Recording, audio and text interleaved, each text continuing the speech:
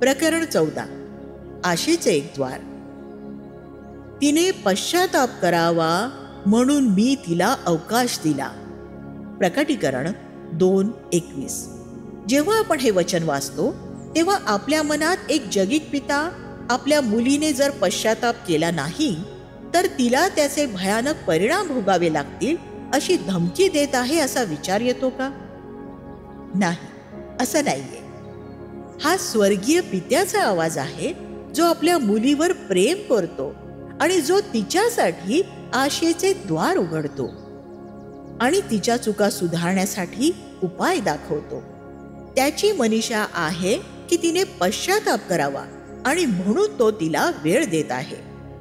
आपण पित्याला असे म्हणताना ऐकतो, मी तिच्या मनाला धीर येईल असे बोलेन आणि तिच्या दुःखाच्या दरीचे आशेच्या द्वारात रूपांतर करीन. होशे 2:15. एक अन्य स्त्री हव्वेविषयी विचार करा. निश्चितच परमेश्वराने तिला तिच्या आज्ञाभंगाबद्दल शिक्षा केली होती, परंतु शिक्षेच्या शब्दांबरोबरच तिच्यासाठी आशेचे द्वार देखील उघडले, तिच्या पापांच्या क्षमेसाठी.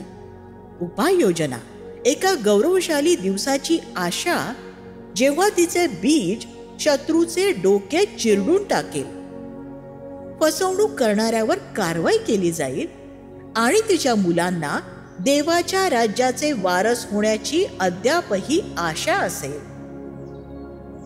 आणखी दुसऱ्या एका स्त्रीचा विचार करू. इस्रायल आणि यहुदाच्या गर्विष्ठ मुली ज्या मूर्तीपूजेच्या मागे लागल्या होत्या, परमेश्वराने त्याच्या दयेने आणि कृपेने पाठवलेल्या त्या संदेष्टांद्वारे वारंवार चेतावणी देऊन सुद्धा त्यांनी त्यांची अंतःकरणे कठीण केली आणि परमेश्वराची अवहेलना केली. म्हणून त्यांना कैद करून नेण्यात आले आणि त्यांची पांगापांग करण्यात आली. तथापि त्यांचा निषेध करताना देवाने त्यांच्यासाठी आशेचे द्वार देखील उघडले आणि भविष्यात त्यांची पुनर्स्थापना करण्याचे आश्वासनही दिले. यिर्मया 29:11. असे आपल्या परमेश्वराचे असीम प्रेम आहे. अगदी त्याच्या सर्वात कठोर निवाड्यातही तो कायम आशेचे द्वार उघडतो. जसे फ्रेडरिक फेबरने म्हटले आहे, स्वर्गाशिवाय अशी कुठलीही जागा नाही जिथे सर्वात जास्त आपल्या वेदनेची जाणीव आहे. असे कोणतेही ठिकाण नाही जिथे आपल्या सर्व चुकांना दयाळूपणे न्याय मिळेल.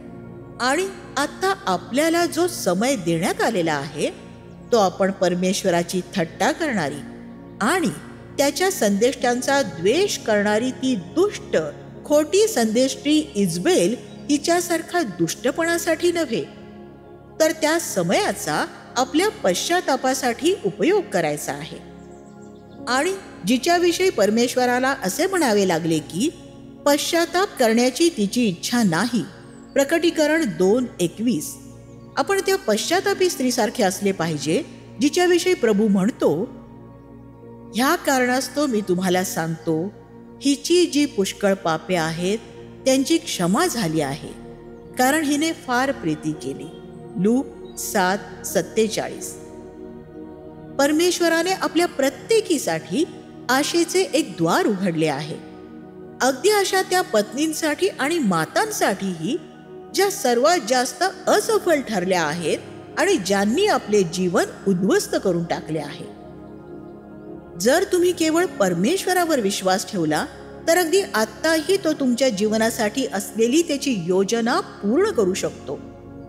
आपल्या परमेश्वरासाठी काहीही अशक्य नाही. केवळ त्याच्यावर विश्वास ठेवा. जे त्याच्यावर विश्वास ठेवतात ते कधीही निराश होणार नाहीत.